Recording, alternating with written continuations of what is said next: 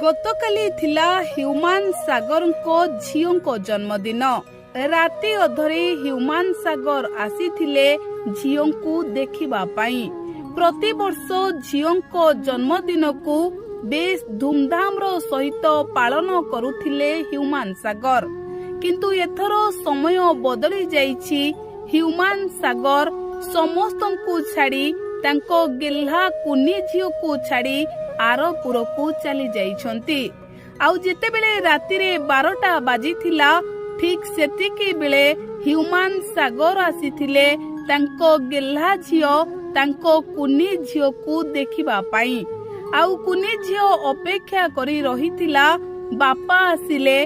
बापा हातरे dress gift आउ chocolate धरी आसिले कुनी झियो केक काटिबो। तेबे ह्यूमान को कुनी झियोर जन्मदिन रे ह्यूमान सागर को माँ आसीथिले, किंतु ह्यूमान सागर को न पाई कुनी झियो कई कई होई कांदिथिला। आउ कांदी कांदी मामा को प्रश्न करुथिला, मामा बापा कौन मो जन्मदिन भूली जाइछंती?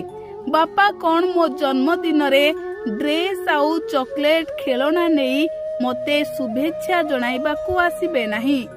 सकाळु मु मो बापा को अपेक्षा करिथिली, हेले राति हेलाणी मो बापा ह्यूमान सागर आसु नाहंती। तेबे एही कथा सुनिबा परे ह्यूमान सागर को स्त्री आखिरु लुह झराई कांदिथिले। आउ लोके कहउछंती ह्यूमान सागर ए दुनिया रे सबुठु अधिक तांको झियो को भलो पाउथिले।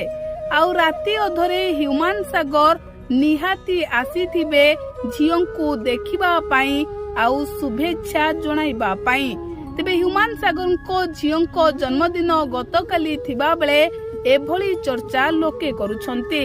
हेले या केते सत केते मिछ एथिरे सत्यता अछि कि नाही ताहा जणा पड़ी नाही, किंतु ह्यूमान सागर को निहाती भाबरे कुनी झियो मने पकाइथिबो आउ अपेक्षा करिथिबो।